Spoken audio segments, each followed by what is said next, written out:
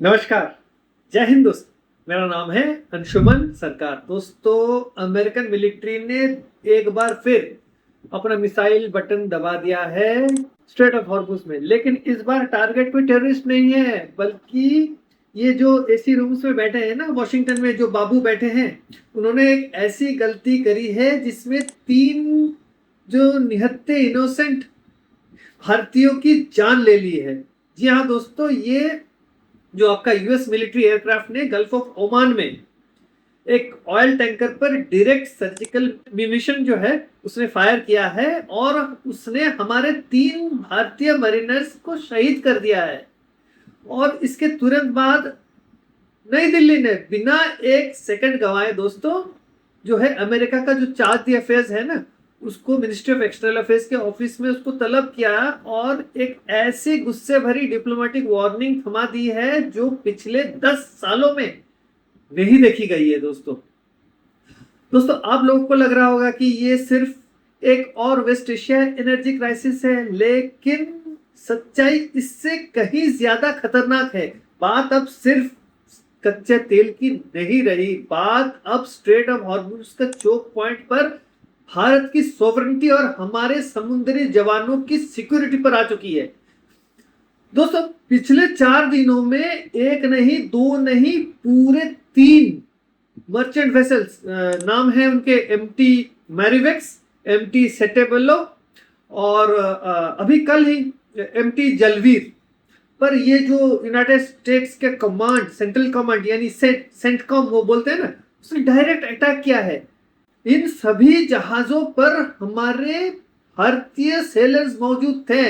Washington का दावा क्या है? वॉशिंगटन का दावा यह है कि जहाज ईरान के ऑयल ब्लॉकेट को तोड़ रहा था। भैया तुम्हारे को क्या प्रॉब्लम है? हम ऑयल ब्लॉकेट तोड़े, हम जो करें, ये इंटरनेशनल वाटर है, वो इंटरनेशनल वाटर्स है, तुम्हारे को क्या प्रॉब्लम है? लेकिन देखिए इंडिया ने तो अपना स्टैंड क्लियर कर दिया। हम किसी की जो है आपसी रंजिश में अपने लोगों का खून नहीं बहाएंगे, ये बात भारत ने क्लियर कर दिया है। दोस्तों आज इस वीडियो में मैं इस पूरे जियोपॉलिटिकल ट्रैप का पर्दाफाश करूंगा और बताऊंगा कि कैसे भारत इस पूरे जियोपॉलिटिक्स में अमेरिका को चेकमेट करने जा रहा है। तो वीडियो के अंत तक आप समझ जाएंगे कि ये जो शतरंज का खेल जो चल रहा है ना, उसका असली खिलाड़ी अभी कौन है। चलिए दोस्तों मामला थोड़ा समझते हैं क्या हुआ था। ये हुआ था कि अप्रैल 13 तारीख को अमेरिका ने ईरान के जो पोर्ट्स पर एक मैसिव मैरीटाइम ब्लॉकेट घोषित किया था। तो उनका मकसद था कि ईरान की जो है अर्थव्यवस्था की जो कमर वो तोड़ेंगे। तो यूएस नेवी ने अब तक क्या किया है? यूएस नेवी ने अब तक 9 वेसल्स को उन्होंने टारगेट किया है, उसको जख्मी किया हुआ है और कम से कम 135 जहाजों को जबरदस्ती रास्ता बदलने पर मजबूर किया है। अब ट्विस्ट देखिए दोस्तों, जिस जहाज पर हमारे 3 भाई शहीद हुए हैं, एमटी सेटेबेलो, वो पलाव का फ्लैग लगाकर चल रहा था।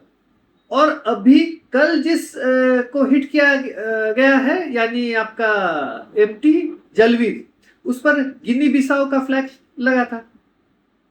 आम लोग इसे कहते हैं फ्लैग ऑफ कन्वीनियंस, लेकिन दुनिया की बड़ी बड़ी शिपिंग कंपनीज टैक्स और रूल से बचने के लिए इन छोटे देशों का फ्लैग यूज करते हैं। लेकिन उन जहाजों को चलाने वाला दिमाग और खून पसीना हमारे जो भारतीय जो नाविक के हाथों होती है। तो गल्फ रीजन में इस वक्त लगभग 20,000 भारतीय नाविक या इंडियन सेलर्स कमर्शियल शिप्स पर काम कर रहे हैं। तो अमेरिका ने उन्हें एक तरफ से वॉर जोन में ढकेल दिया है। तो यहां पर देखिए यूएस का जो सेंट्रल कमांड वो क्या कहता है? वो कहता है कि उन्होंने इंजन रूम में हेलफायर मिसाइल मारने से पहले कई वार्निंग्स दी थी, लेकिन जो जिस चीज शिप को हिट किया है, उस शिप की मैनेजमेंट कंपनी जो है आईओएस मरीन, उसने खुलेआम वॉशिंगटन के झूठ को पकड़ लिया है। उन्होंने साफ कर दिया है कि उन्होंने कोई वार्निंग दिया ही नहीं था। तो और उन्हें अगर वार्निंग नहीं दिया तो उन्हें मिली भी नहीं है। और जहाज पिछले 10 दिनों से एक ही जगह पर खड़ा था, कोई भागने की उसने कोशिश कभी नहीं कर रहा था। तो ये अपने यहाँ पे यूनाइटेड स्टेट्स ये सारी चीजें भांप लेता है कि ये मूवमेंट कर रहा था, इसलिए वो उसको टारगेट करेगा। देखिए आप थोड़ा सा क्रोनोलॉजी समझिए। वॉशिंगटन की देखिए क्या कर रहा है, क्या सोच है, डोनाल्ड ट्रंप साहब क्या करने की कोशिश कर रहे हैं, उनको अभी भी पता नहीं है। अगर भारत कुछ ऐसा कदम उठाएगा तो क्या हो सकता है। देखिए एक तरफ वॉशिंगटन नई दिल्ली के पास आता है, उसको क्रिटिकल एंड इमर्जिंग टेक्नोलॉजीज के बड़े बड़े पैक्ट साइन करने हैं। वो करता है ये चीज, कहता है कि भारत उनका सबसे बड़ा स्ट्रेटेजिक पार्टनर है, और दूसरी तरफ बिना किसी सॉलिड इंटरनेशनल मैंडेट के इंटरनेशनल वाटर्स में जो है आम जो सिविलियन वेसल्स पर वो मिसाइल चला देता है, जिसने हमारे लोग मारे गए हैं ना।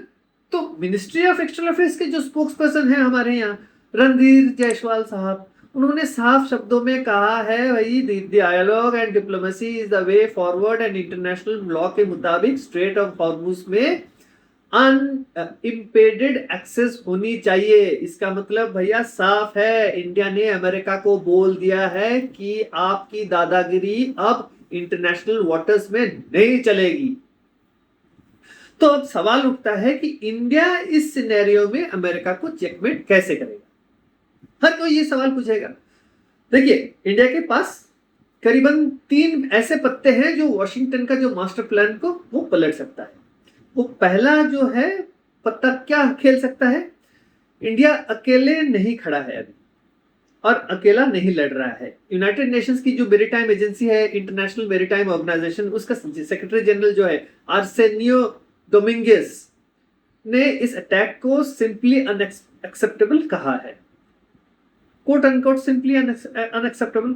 तो इंडिया इस पूरे ग्लोबल शिपिंग लॉबिंग को यूनिलैटरल ब्लॉकेड्स को के खिलाफ खड़ा कर रहा है। अमेरिका ने अपनी ओर से एक यूनिलैटरल ब्लॉकेड कर रहा है, ईरान अपनी तरफ से कर रहा है, अमेरिका अपनी तरफ से कर रहा है। तो अगर भारतीय क्रू ने वेस्ट एशिया के रूट्स पर जाने से मना कर दिया ना, तो ग्लोबल सप्लाई चेन कोलैप्स हो जाएगी। इनको समझ नहीं आ रहा है। आपको पता है कि नहीं पता, दुनिया का इंडियन जो सेलर्स है दुनिया का 3rd लार्जेस्ट है सेलर्स, ग्लोबली काम करते हैं। पहला शायद है फिलीपींस, उसके बाद चीन, उसके बाद भारत। तो हम कम से कम हमारे जो लोग 15% जो लोग जो है ग्लोबल शिपिंग को कंट्रोल करते हैं, काम करते हैं 15% लोग आज के डेट में। तो ये कर सकता है। अब दूसरा जो चेकमेट क्या कर सकता है, देखिए जैसे भारत ने रेड सी में हूती रेबल्स के खिलाफ ऑपरेशन संकल्प के तहत जो अपना जो गाइडेड मिसाइल डिस्ट्रॉयर को उतारा था, ठीक वैसे ही इंडिया अब गल्फ ऑफ ओमान में अपनी नेवी के वॉरशिप्स को इंडियन क्रूड टैंकर्स को एस्कॉर्ट करने के लिए भेज सकता है। और अगर सामने इंडियन नेवी का वॉरशिप खड़ा होगा तो किसी अमेरिकन जेट की हिम्मत नहीं होगी कि वो बिना चेक किए मिसाइल फायर कर दे।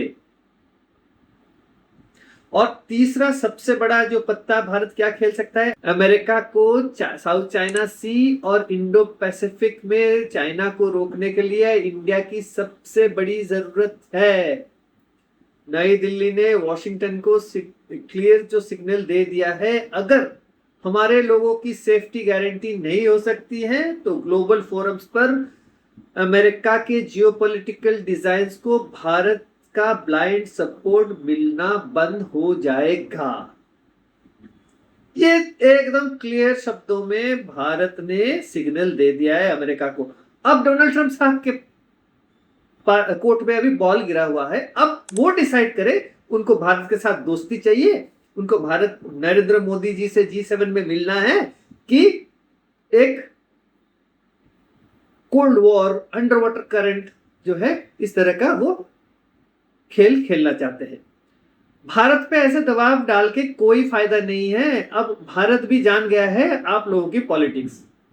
क्या हुआ, भेजा था ना टीम भारत में टॉक्स के लिए, ट्रेड डील के लिए, क्या हुआ, नतीजे में क्या हुआ, मेरा पिछला वीडियो देख लीजिएगा, मैंने जो कहा था वही हुआ है, कुछ नहीं हुआ है। तो दोस्तों बात बिल्कुल साफ है, जियोपॉलिटिक्स का नया नियम है कि यहां कोई किसी का सच्चा यार नहीं है। आज अगर अमेरिका हमारे लोगों के खून की कीमत नहीं समझेगा तो कल भारत भी अपने स्ट्रेटेजिक लिमिट्स तय करने में देर नहीं लगाएगा। हमें हमारी डिप्लोमेटिक ताकत पर पूरा भरोसा है दोस्तों, लेकिन ये वक्त आंख में आंख डालकर सच बोलने का है और भारत ने ये बोल दिया है, एकदम कड़े शब्दों में बता दिया गया है।